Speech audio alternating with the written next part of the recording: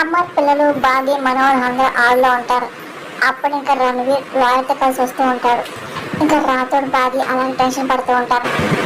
Hello Amarendra అని ఇంకా రాథోడ్ అనగానే మీరు ఎవరు అని అమర్ అడుగుతూ ఉంటాడు. అంటే నా పేరు రణవీర్, నేను కోల్కతాలో ఉంటాను, వచ్చిన పని డైరెక్ట్గా చెప్పేస్తా.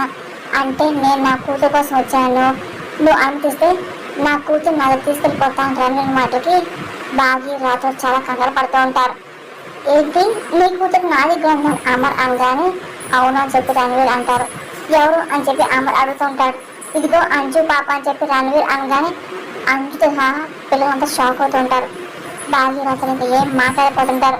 ఇంకా అలా కంగారు పడుతూ ఉంటారు. అమర్ గతం మర్చిపోవడం వల్ల రణవీర్ చెప్పి అన్ని నమ్ముతూ ఉంటాడు.